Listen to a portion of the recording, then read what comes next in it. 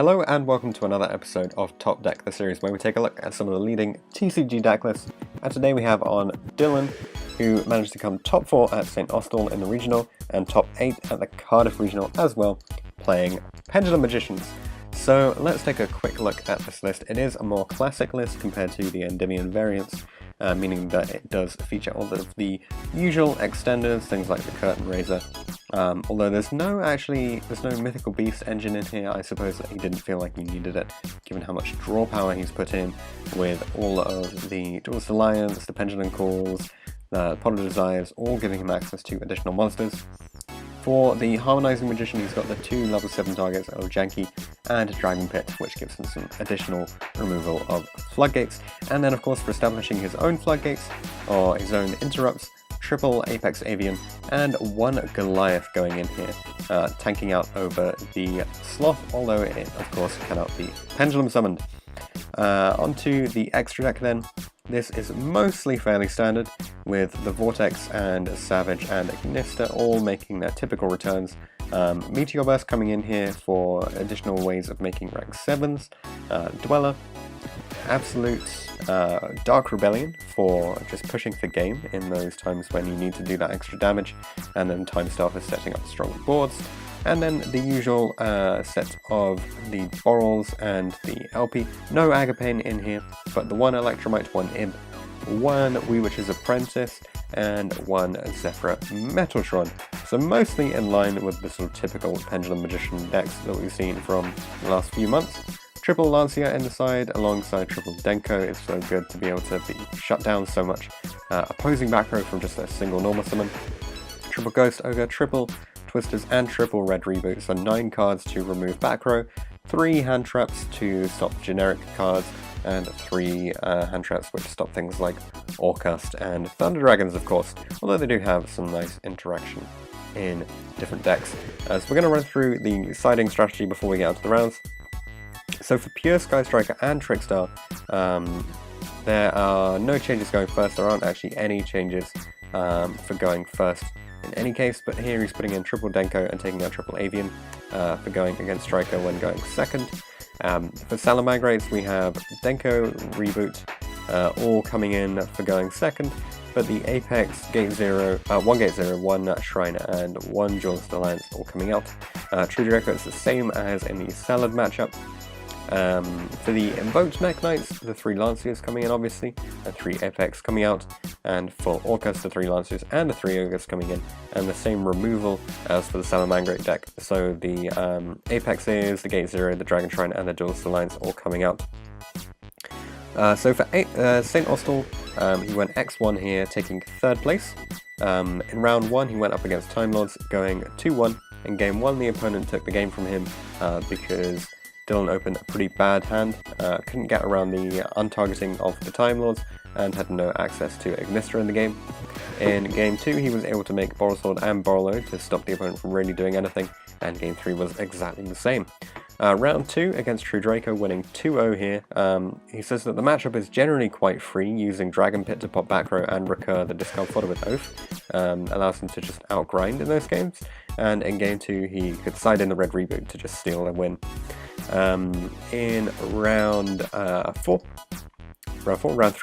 going up against Trickstar Orcust, 2-1 here, winning the die roll. The opponent could not play through the Pendulum board. In game 2, a very long back and forth game, but eventually couldn't stop the opponent from using Topologic Bomber to wipe the board and then take out his life points.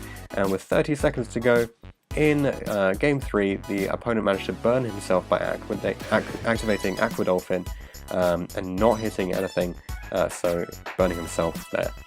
Round 4, going up against Sky Striker, going 2-0.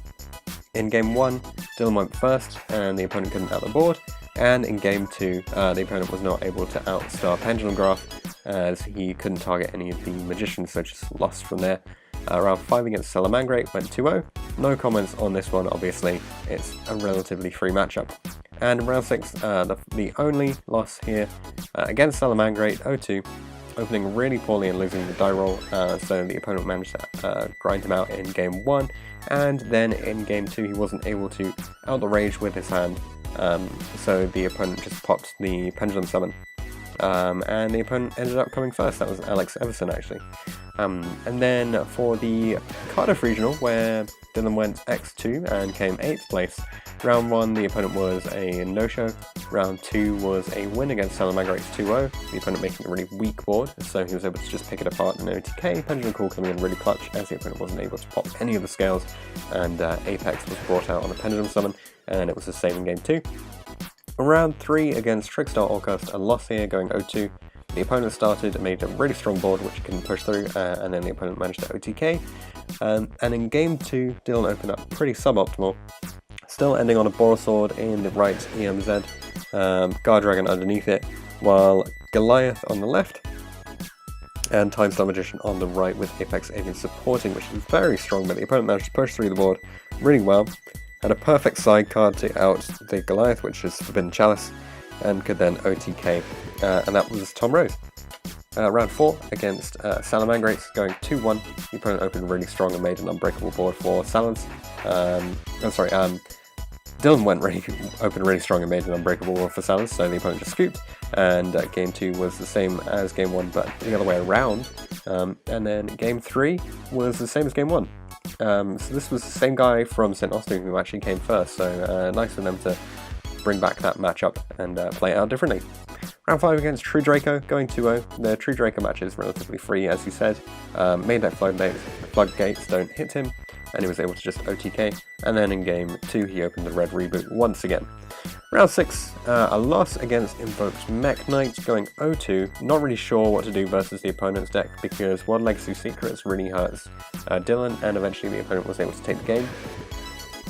In game 2, he started with some decent interruption, but the Mech Knights just play through pretty much everything and make a really large grind, really strong grind game with World Legacy Secrets once again winning it, and the opponent came 4th. That was Matt Mills, whose profile you can also see on the channel. Round 7 was a win against Pure Sky Striker. Rounding off the event 2-0, it's just a relatively free matchup because the opponent can't stop Spellcaster Beatdown, and then in game 2 it was exactly the same thing but with a Denko thrown in there. Onto the general thoughts. Dylan said that in general he thinks that Pendulums are a really strong contender for this format, but are basically being slept on. The thing that lets them down is the inability to run sufficient hand traps without sacrificing all the consistency that you get with the deck. What he loves about it is the ability to play the deck through 2+ disruptions and still make a really strong board. No matchup is particularly weak for the deck. It has especially strong Salamangrates and Sky Striker matchups, and he thinks that the hardest deck for him to face, the Bomber Dragon, is just really hard to play around, and they have a lot of very strong interruption as well, and the ability to bait out negates and keep on going makes the deck very, very strong. In terms of thoughts on the deck list, he says he thinks that it is fairly standard, apart from the fact that he does not have the Mythical Beast engine, and he's included the Star Pendulum Graph. He feels that the Mythical Beast can be quite bricky, and it's especially vulnerable to Ash. If the Master Cerberus gets Ash, you have to open really well in order to keep playing.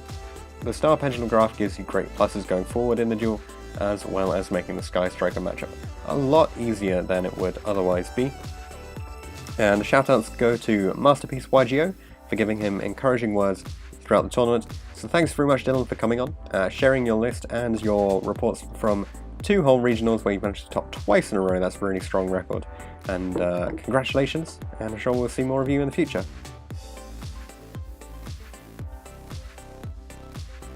Thanks for watching this episode of Top Deck. If you have any comments or suggestions that you would like to make, leave them in the comment section down below.